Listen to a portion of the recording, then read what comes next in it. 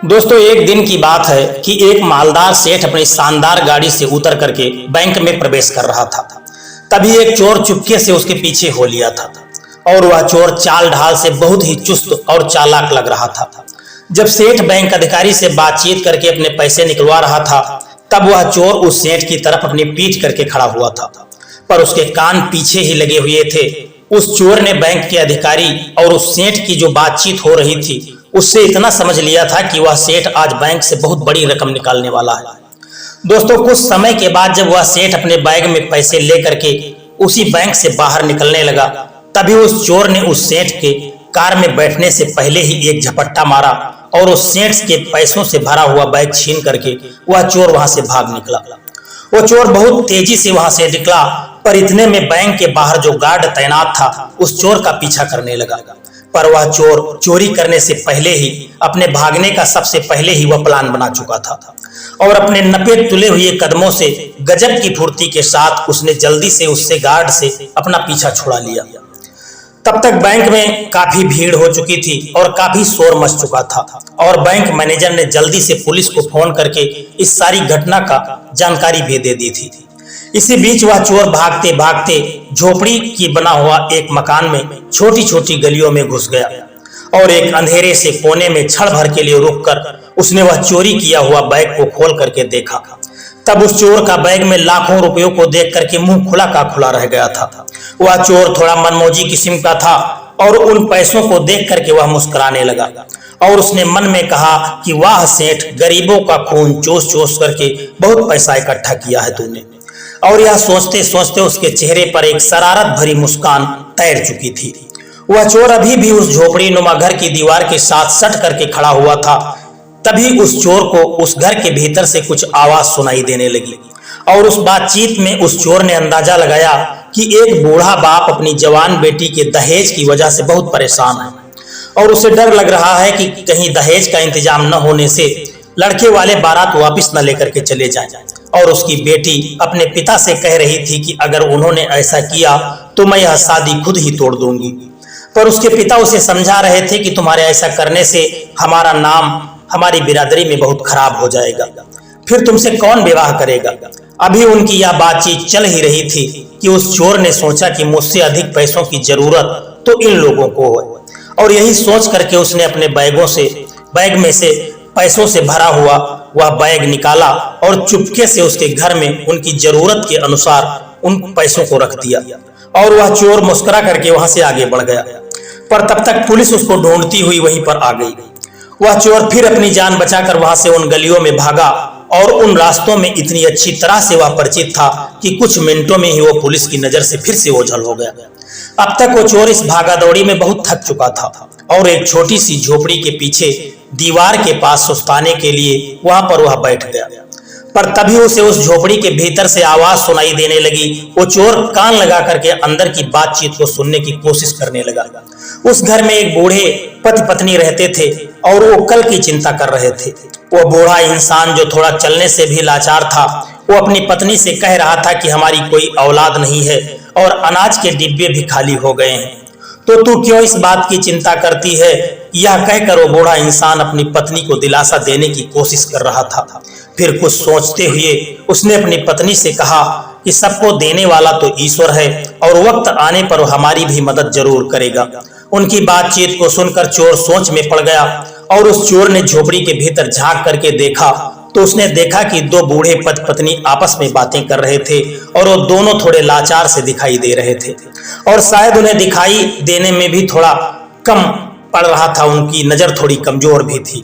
यह देख करके उस चोर का दिल पसीज गया और जब वह बूढ़े पति पत्नी गहरी नींद में सो गए तब उस चोर ने बहुत चुपके से पहुंच करके उस झोपड़ी में प्रवेश किया और उसने अपने बैग में से कुछ पैसे निकाले और उनके बिस्तर के नजदीक जाकर के उसने उन पैसों को रख दिया और फिर वो चोर वहां से आगे बढ़ गया।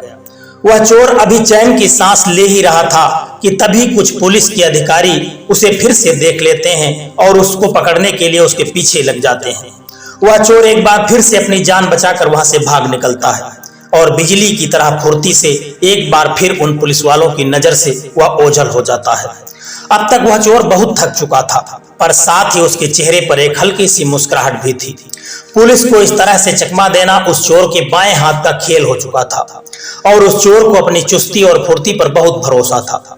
अब तक उस चोर का चोरी किया हुआ बैग बहुत हल्का हो चुका था, क्योंकि उसने काफी धन निकाल करके जिनकी भी जरूरत थी उन लोगों को वह दे चुका था। पर यह देखकर भी उस चोर को कुछ खास अंतर नहीं पड़ रहा था। वह चोर पुलिस से बचने के लिए अभी भी उन्हीं गलियों में छुपता हुआ फिर रहा था।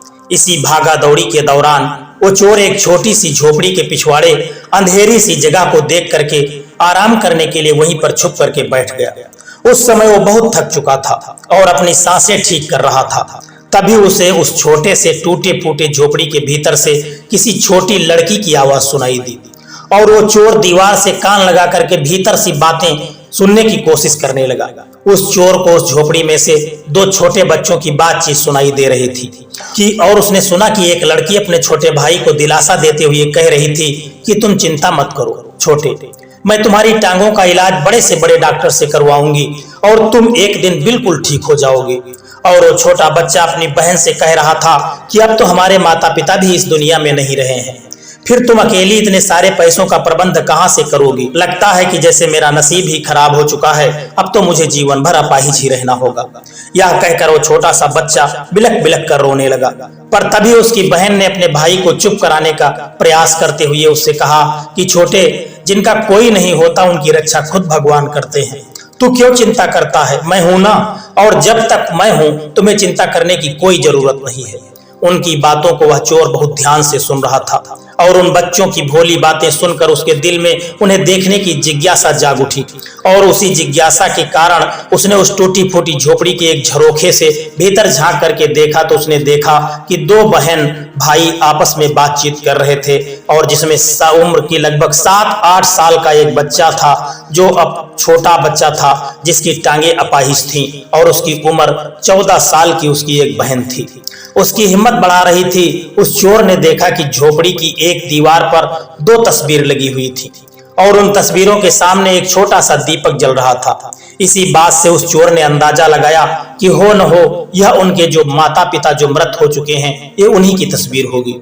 2 छोटे बच्चों को इस अवस्था में देख करके उस चोर का दिल भर आया और उसी पल उसने अपना चोरी किया हुआ बैग वहां पर खोल दिया और उसमें जितनी भी धनराशि बची हुई थी वह सब उन बच्चों के पास रखकर वो आगे बढ़ गया और उसने वो खाली बैग कुछ दूर चल करके एक बहते हुए नाले में फेंक दिया और मुस्कुराता हुआ आगे बढ़ता चला गया जैसे कुछ हुआ ही नहीं।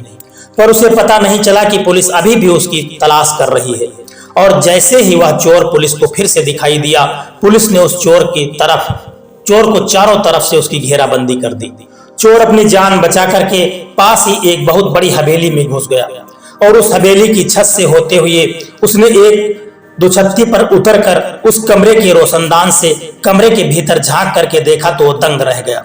उस कमरे में इतनी धन संपत्ति भरी पड़ी हुई थी जिसकी उस चोर ने कभी कल्पना भी नहीं की थी।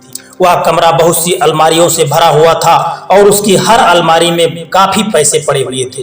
उस कमरे की कुछ अलमारियों में बेशकीमती जेवर भी पड़े हुए थे और वह चोर इतनी धन संपत्ति को देख करके हैरान रह गया और उस पर उसके मुंह से निकल ही गया था कि इस सेठ ने गरीबों का खून चूस करके इतनी धन संपत्ति तो इकट्ठा की होगी और अब उस चोर ने निश्चय भी कर लिया था कि अगला निशाना उसका यही घर होगा। और अभी वह इस सोच कर यही बैठ ही रहा था कि तभी उस घर से वह सेठ उसको नजर आया, जो अपने जेवर एक अलमारी में संभाल करके वह सेठ रख रहा था। और वो चोर यह देख करके हैरान रह गया कि यह सेठ तो वही सेठ था जिससे उसने बैंक के बाहर बैग छीना था।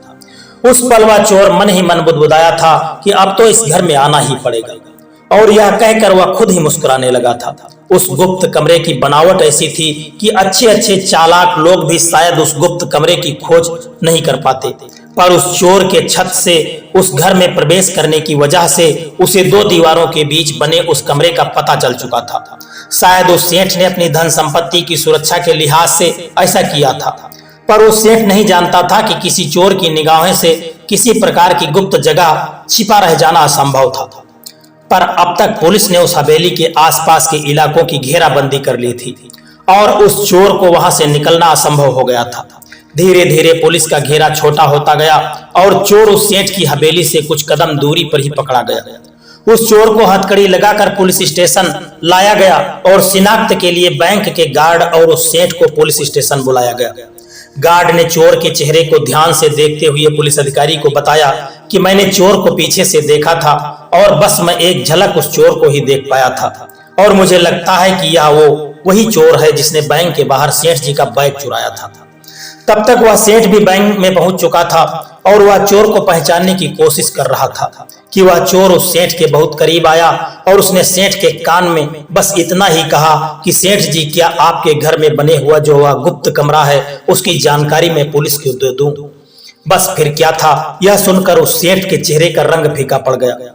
पुलिस के अधिकारी उस सेठ से पूछा कि क्या यह वही चोर है जिसने बैंक के बाहर आपका बैग छीना था? अब सेठ जी उस चोर के चेहरे की ओर देख रहे थे जो उनकी ओर ही देख रहा था और वो मुस्कुरा रहा था और वो चोर उस पल मन ही मन सोच रहा था कि अब बता मोटे सेठ, अब मैं तेरे काले धन का भांडा सिर्फ पल भर में फोड़ दूंगा।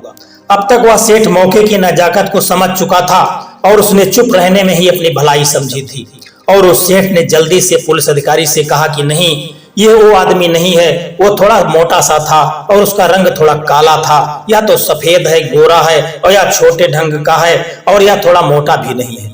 मैंने उसे बहुत ध्यान से देखा था। उस सेठ की बातों को सुनकर के वह गार्ड बहुत हैरान हुआ और वह बहुत आश्चर्य से सेठ की ओर देख रहा था। चोर को तो उसने भी देखा था, पर जो हुलिया वह सेठ बयान कर रहे थे वो उस चोर से बिल्कुल उल्टा लग रहा था। पर वह गार्ड चुपचाप एक कोने में खड़ा रहा और आश्चर्य से पुलिस की सारी कार्रवाई को होते देख रहा था। सबूतों के अभाव से पुलिस ने उस चोर को छोड़ दिया, क्योंकि पुलिस को उस चोर के पास से चोरी का एक भी पैसा बरामद नहीं हुआ था। जब वह चोर और सेठ उससे पुलिस स्टेशन से बाहर निकले, तब सेठ ने चोर को हाथ जोड़ते हुए विनती भरे अंदाज में उस चोर से कहा कि कृपया तुम उस गुप्त कमरे की जानकारी किसी को मत देना।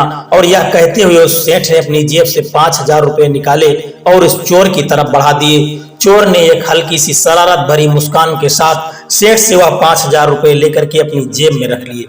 वो चोर अपनी राह पर आगे बढ़ गया, पर अब तक वह सेठ समझ चुका था कि उसके घर पर जो गुप्त धन व खजाना पड़ा हुआ है वह अब सुरक्षित नहीं है।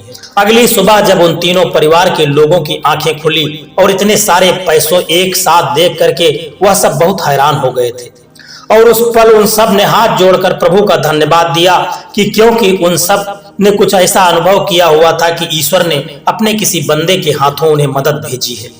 उन सब के लिए वह किसी चमत्कार से कम नहीं था और यह बात सत्य प्रतीत होती है कि ईश्वर की मर्जी के बिना कहीं पर एक पत्ता भी नहीं हिलता। ईश्वर महान है, वो कुछ भी कर सकता है। दोस्तों, यह कहानी आपको कैसी लगी है? यदि आपको कहानी अच्छी लगी है तो एक प्यारा सा कमेंट करके जरूर बताना और वीडियो यदि आपको पसंद आया है तो वीडियो को एक लाइक करके चैनल को सब्सक्राइब करने की भी कृपा कर देना। जय श्री कृष्णा, राधे राधे।